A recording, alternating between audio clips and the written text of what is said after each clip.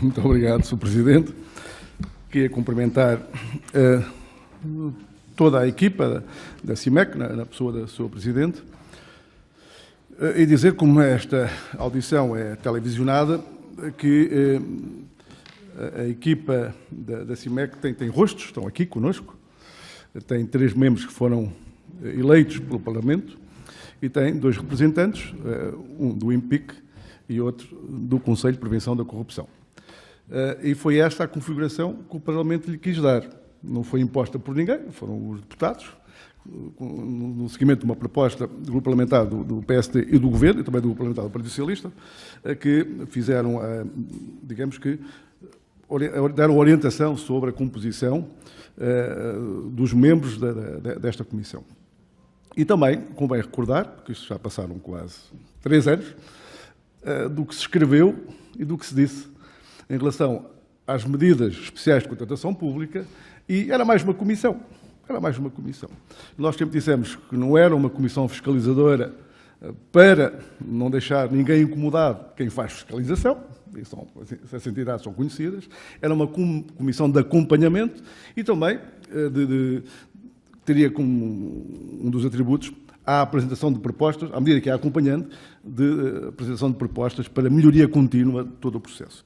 E, portanto, em boa hora, depois deste segundo relatório, o primeiro relatório, realmente os processos eram parcos, portanto, agora com este histórico das medidas especiais de contratação pública e o número de contratos que já estão aprovados, portanto, já temos mais massa crítica, portanto, esta Comissão teve mais massa crítica para produzir o que produziu, um excelente relatório.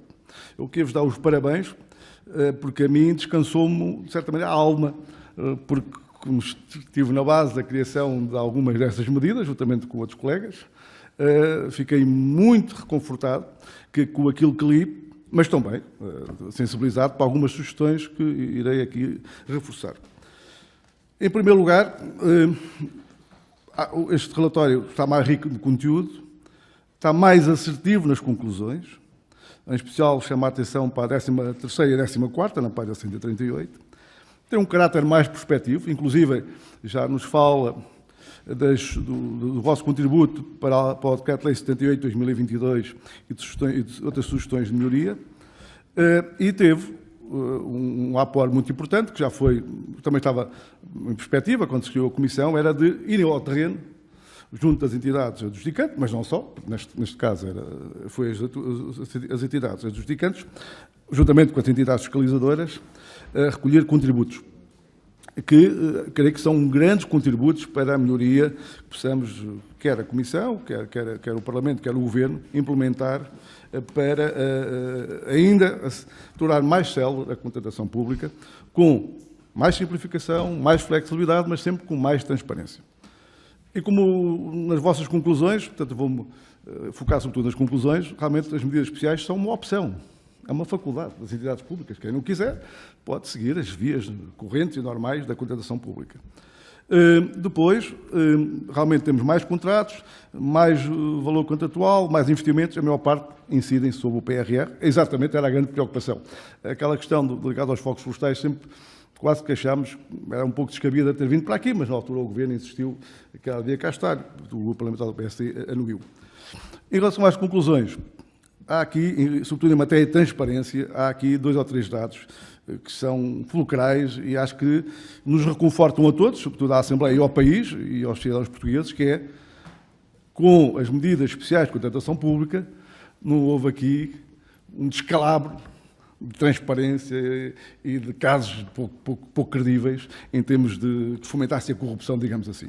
Antes, pelo contrário, há menos ajustes diretos, mais consulta pública simplificada, que implica sempre 5 propostas e não 3, como acontece na contratação normal, maior concorrência e também mais transparência. Aliás, a última conclusão do vosso relatório acho que deve ser enviada a todos os cidadãos deste país, que é os contratos ao abrigo das medidas especiais de contratação pública, em Portugal e no âmbito da União Europeia, são os mais escrutinados que podem existir.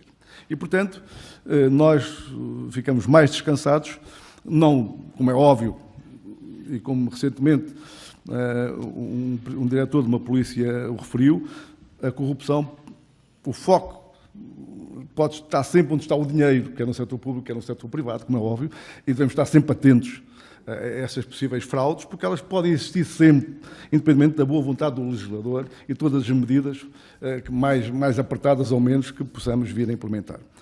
Preocupações. Uma delas tem a ver com o Tribunal de Contas.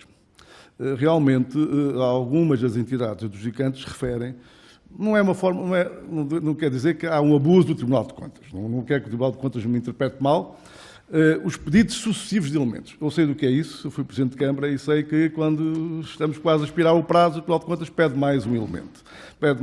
Às vezes, não se percebe bem porquê. As entidades adjudicantes poderão não perceber. Se calhar o Tribunal de Contas sabe porquê. Porque conhece outros concursos, conhece os mesmos fornecedores e está a ser, digamos, está a apertar um pouco a malha para ter mais elementos para dar ou não o visto prévio. Mas realmente é um problema que temos. Com certeza que o Tribunal de Contas também vai ler o relatório e vai tirar daí as suas conclusões. A segunda tem a ver com a formação do pessoal afeta à contratação pública. Realmente, a formação de quadros, realmente são quadros superiores, mas não só, também quer do direito, quer da área da informática, ligadas à contratação pública, não é fácil.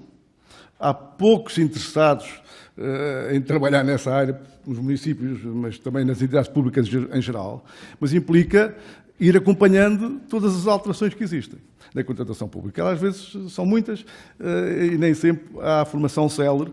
E se, na base, os concursos têm, as peças concursais, têm lacunas ou lapsos, elas depois vão se manifestar mais tarde. E o mais tarde o concurso fica inviabilizado, ou então vamos ter um aumento da litigância a seguir das entidades. A seguir, uma outra questão que é muito pertinente tem a ver com as plataformas. Realmente, os últimos governos têm procurado reduzir a burocracia em papel. Já não é a primeira vez que no Parlamento afloramos esta matéria. Há um incremento, tem-se assistido a um incremento da burocracia eletrónica, com carregamento dos mesmos dados sistematicamente em todos os concursos e todas as plataformas e depois a interoperacionalidade entre as plataformas. Eu já pensava que isso estava resolvido, mas ainda não está. Ainda temos de ter quase uma equipa técnica só para fazer o report para esta entidade, para aquela e para aquela. Eu lembro, nos municípios nós tínhamos para o Tribunal de Contas, para a Degal e para a CCDR. Sr. Presidente, se me permitirem, mais um minuto, eu creio que pensava que isso já estava resolvido, mas ainda realmente esperamos que o PRR encontre umas verbas simpáticas para que se resolva esse problema. Por último, a relação àquela problemática das portarias de extensão de encargos. Realmente isto é um problema antigo. Quando um concurso implica fornecimentos para mais que um ano, portanto, tem encargos em mais que um ano, e são salutares que se façam concursos com impacto em termos de despesa superiores a um ano. Muitas vezes há fornecimentos que o ideal, por exemplo, no caso do lixo, da recolha de lixo, o ideal é que sejam 5 anos, um mínimo 3, tem que haver sempre um parecer do Ministério das Finanças. Eu sei que a IP se queixa muito disto. Há meses e meses à espera que venha a autorização de ser publicada a portaria, que na saúde temos o mesmo problema, e são duas áreas que são essenciais para a boa execução do PRR. Portanto, creio que o Sr. Ministro das Finanças tem aqui um problema em mão para resolver e que urge resolver. Porque senão podemos criar as melhores medidas para desburocratizar, para simplificar, para agilizar, para acelerar, mas depois não se lançam os avisos, ou se lançam a seguir. Não se podem fazer a adjudicação, porque, entretanto, o fornecedor que estava interessado naquela, até se foi selecionado no concurso, desiste, porque já não está interessado para aquele preço. Portanto, quando isto demora mais que um ano, por exemplo, quando as portarias demoram mais que um ano, com certeza que algumas empresas já acabaram, já até poderão ter falido, por exemplo, ou mudar a sua atividade, o seu negócio. Portanto, acho que o Ministério das Finanças tem aqui em mãos um problema para resolver e rapidamente. E, por último, queria só ressalvar que a última conclusão do relatório é muito pertinente e acho que é motivo de regozijo da minha parte e creio que de todos os deputados desta Casa. Muito obrigado.